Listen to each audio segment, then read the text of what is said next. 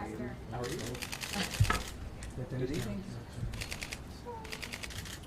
Well, it's great to see you all. Thank you very much for coming, and I'll let you fire away. Okay. Ambassador Huckabee, thank you for having this. We are 570 days to the Gaza war, and I wonder, first of all, with the upcoming trip of the President of the United States to Qatar, to Saudis, do you have anything regarding some news of the hostages? And another question, sir. In your opinion, was it a mistake to speak directly to Hamas with U.S. officials? I want to say the President has been beyond clear that his highest priority is getting the hostages home. And everything that the United States can do, everything that Israel can do, I believe is being done. Nobody wants them out more, other than their families, than the governments that have hostages being held. And we have Americans still being held. It's unacceptable, and it's gone too long. I also realize that Hamas, they don't do things like anyone else in the world. They just don't. They're not a country. They're not a standing army. They're savages. And they've shown that over and over again, not only by what they did on October the 7th. That wasn't their last atrocity. They've continued to commit these atrocities against the hostages. And it's why it's so urgent to try to get them out. My prayer is that we will see a breakthrough, that things will get off high center. Can I tell you tonight exactly how that plays out? I can't. Part I'm not sure, and part because there are things that are ongoing every single day to try to bring every one of them home, both the living and the remains of those who have perished at the hands of these monsters.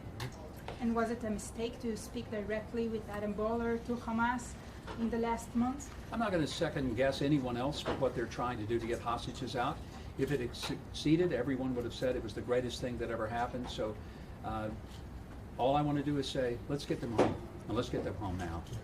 Ambassador Huckabee, you talked a lot about, people have asked you what your policy goals are, and you define policy as the way you can treat people. Yep. How would you define that in terms of your goals as ambassador? Treat everybody with respect and dignity and kindness, which has not happened to the people of Israel time and again, and to make sure that in representing the United States that I represent the support that the people of America have for their friends here in Israel. And that's going to be the goal. And as the President has charged all of us to do, make America more prosperous, make it safer, make it stronger. So those are the three objectives. In a foreign land, it means just that. Make America stronger, safer, and more prosperous. And we do that partnering with countries like Israel who reflect our values, who share those, a nation that has so much the similar history that almost mirrors the history of a country that was established by people who made the most extraordinary sacrifices to get away from the galloping terror of tyranny. So that's the hope. Ambassador Alexander Cromwell from Reuters. The other day, President Trump told reporters that he had spoken to the Prime Minister Netanyahu about the need for getting humanitarian aid into Gaza. President Trump was quoted as saying there was suffering happening in Gaza, that there was a big need for food and medicine into Gaza. What has happened since that discussion between the President and the Prime Minister in terms of facilitating aid into Gaza? There's really not a way that I can describe all private conversations that happen. I do know this: the reason that there has not been effective aid getting in is because Hamas not only has made it difficult, if not impossible, to get that aid in, but when it does go in, they steal it, exploit it, and make their people starve while they themselves live large. This is the tragedy of what's happened in Gaza. I don't blame Israel for that. I blame Hamas. They're the ones who overrun those borders on October the 7th and slaughtered and massacred and mutilated people, and they're the ones who continue to make it miserable, not just for the hostages, they make it miserable for their own population and steal the food from the mouths of the babies of Gaza themselves. I don't understand how people can be that vicious and cruel, but that's what everyone is having to deal with when it relates to Hamas. So just to follow up then, what is the US proposing then? Because in Trump's remarks, he was saying essentially that he pushed the Prime Minister in terms of opening aid to Gaza, which Israel has blocked since the ceasefire. Yeah, I just want to correct again. It's not that Israel so much has blocked it, but they don't want these supplies going in to people who will steal it, exploit it, and keep it from the people who are hungry. So the president is certainly very interested in making sure that humanitarian aid does get to the people who are hungry and hurting. But he also does not want to see Hamas steal it, exploit it, and use it as a propaganda tool and still starve its own people. That's what's so tragic, and I hope people will get that in sort of a clear perspective and communicate it effectively. Ambassador Virginia Allen with the Daily Signal. There's a fourth round of talks expected between the United States and Iran on Saturday. Is there any world where the United States can actually come to an agreement that is a win for the U.S. in those negotiations? If the Iranian regime would lay down any ambitions whatsoever for nuclear weaponry, if it would continue to move in a direction that it's never moved before, if it were to change its rhetoric from 46 years that says death to Israel and death to America, it's never changed. And they made it very clear that Israel is the appetizer and the United States is the entree. They've never, ever been anything but clear in that their goal is the annihilation of Israel and ultimately the annihilation of every free-thinking, free-living person on the planet. They could certainly see a breakthrough, but it's up to them, and it is on them to do it. I pray they will, I hope they will, but I think the president has been as clear as any political figure in history in saying that if they don't, there will be no holding back. And those are his words, those are his policies. I'm simply speaking them to you and carrying them out here in this setting. I would say it this way. He's the chemist, I'm just the pharmacist. He makes the medicine, I'm just going to pass it out. Is there a deadline for those negotiations? I don't want to get into a calendar, but the president's patience is running out. He has said repeatedly, this is not going to go on forever and forever, and those are his words. Ambassador, President Trump said weeks ago that a decision would come on sovereignty on Judea and Samaria. Do we know when? No, not specifically, because those are important questions, but I think for the president, getting the hostages, getting them home, especially our Americans, for us, is front and center above everything else. And so there's certainly time for that discussion, but we want to see these hostages get home. We want to see the Iranians no longer aspiring to be a nuclear power with weaponry that is designed to murder and kill, and then we'll take on the other issues.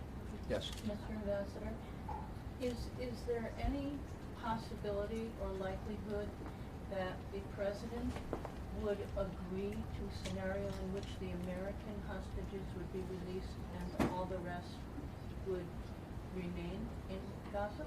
I don't think the president has ever articulated a view in which he thought it was enough just to get the Americans home, but as the American president, his primary responsibility regarding the hostages is to get the Americans. But he's also a president who has repeatedly not just spoken his love for Israel, but he's demonstrated it time and again in ways no American president ever has. So I think it's pretty clear that the president wants all hostages to come home, all of them. Yes. The nuclear deal if there is a nuclear deal, it's supposed to stop the nuclear program. But what about Iran's funding of all these terror groups around the Middle East? Is there some provision? How is that going to stop and not just give them more money to fund those things?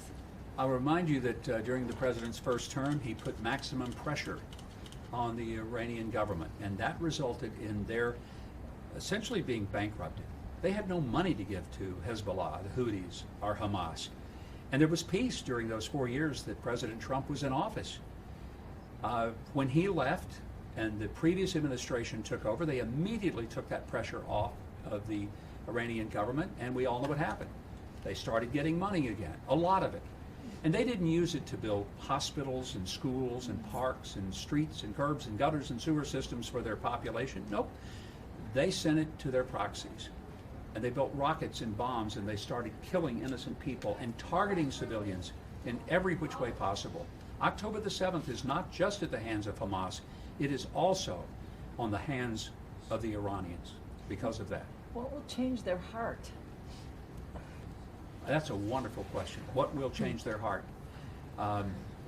Only God can change a heart. And all I can do is pray that He will. But no other force on earth has the power to change a heart that is as evil as those who would do what was done on October the 7th and what has been pledged to be done since 1979. Yes. Mr. Ambassador, Police Freaks in the media line. The Houthis continue to strap Straits of Hormuz, rockets still coming into Israel. Is there a long-term plan that you're aware of that President Trump has in motion? The President's long-term plan is really a short-term plan. Defeat them, neutralize them, end them, and he's made that clear. Ambassador Huckabee. We've been hearing from Joe Federman from the AP. Yeah. I just wanted to know, is President Trump visiting Israel on this Middle East trip? There's no plans that I'm aware of that he will visit Israel on this trip. I fully expect that the President will come to Israel as he did before. You know, the President was the first ever sitting president to go to the Kotel, ever. It was significant in so many ways. And I hope he will come back. It would be my joy to welcome and host him when he comes. And I hope it's soon. Not that I'm aware of, but I'm not aware of a lot of things in the world. There's a lot of stuff that will catch me off guard. Yes? And we've been hearing reports from Syria that they're considering to join the Abraham Accords. Do you think such thing is possible? Anything is possible. And the Abraham Accords people thought were impossible, but they happened. It was an incredible breakthrough that I give the President full credit for. I'm praying that we see an expansion dramatically of the Abraham Accords. Everybody wins when there is relationships that result in trade and tourism and peaceful transfer of technology and economic power. I don't know why anybody wouldn't want to be in the Abraham Accords. If they love their country, they love their future, and they wanted to see better lives for their people. So I don't know that that's going to happen, but it'd be wonderful if it did. Ambassador Huckabee, Zach Andrews, Newsmax, good to see you. Good to see you. The question that I hope to ask you at the end of your tenure here, because you've had a long political career, at the end of this run, of your ambassadorship, what are some tangible goals that you hope will have been accomplished? I'm sure that freeing the hostages must be at the top of the list, but maybe perhaps in this relationship, this tie with Israel, what else can be accomplished? It's a great question, and first of all, you talk about in my tenure, I hope that it's as long as the President's tenure. I'm always praying that I don't wake up one morning and see a tweet that says I'm coming home. So, but barring that, what I hope we see is that the Abraham Accords expand, not just for document's sake, but for peace, prosperity, and a complete realignment in the entire Middle East. I long for, I live for, I would love to see the day in which there is real cooperation, there is real sense of relationship that exists among nations that once were vicious enemies and which were afraid of each other. Imagine the different world we would live in if all of the nations of the Middle East recognized and respected each other, their property, their people, their religion, and accepted their right to be where they are and who they are. That would be the greatest day of my life, to end my tenure here, to go back home, and to be able to say that the President of the United States has done something that no one thought was even humanly possible. And let me be very clear, if anybody could ever pull this off, I believe it's Donald J. Trump. Because he's unconventional, he doesn't approach things like politicians typically do, and it's one of the reasons that he is successful, because he defies political gravity in the decisions that he makes and the manner in which he does them. Ambassador Adam Raskin from the New York Times. I'm sorry to hear that. I hope that's. I know how much you love the president, so they're happy to have your question. Thank you. The Office of Palestinian Affairs, which is part of the embassy, has a separate line of reporting that I don't believe goes through you. Will that situation continue under your tenure as ambassador? I would say stay tuned. There may be some changes in the way we approach things. Secretary Rubio, the Secretary of State, is already making significant realignments in how we approach foreign policy. Certainly there needs to be a unity and a unified command when it comes to how things run at the embassy. So as an old broadcaster, I would say stay tuned. Mr. Ambassador, yes. Hi, Jude Tarragon, Maori. Some Israelis have shown concern by the fact that the negotiations with Hamas are led by Ambassador Witkoff, while he is also handling the situation with Iran and Ukraine and Russia, and Ukraine and Iran as well.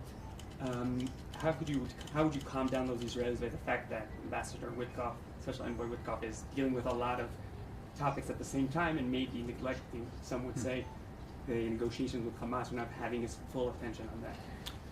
I don't have any doubts that his attention is diverted in some way that is negative for the process, and all indications are that he is able to do more than one thing at a time. But more importantly than anything you hear any of us say who work for the president, the most important words you hear are the ones that he says. Those are the important words. I don't make policy. I carry it out. I carry out the policy that the president has. I wasn't elected anything last November. He was. And because of that, I respect that he has the right to give the policy to us. It's our job to carry it out. I would remind everyone that the president is not a person who is, let's say, timid with his articulation of his issues and policies. Just last Saturday, as he was on Air Force One on the way to Rome for the Pope's funeral, someone asked him, will you allow Israel to drag the U.S. into a war? Well, they may have thought they really put one on him. That's a trick question. Typical Donald Trump. He looked right at him and he said, nobody's dragging us into anything. He said, if the Iranians don't give up their nuclear aspirations, if they do not understand that we mean business, nobody will be dragging us, we will be leading it. I just don't think you can get much clearer than that. Thank you very much. I appreciate your coming. I'm sure I'll see you along the way. It's a pleasure to get to see you. Thank you very much. Thank you, Ambassador.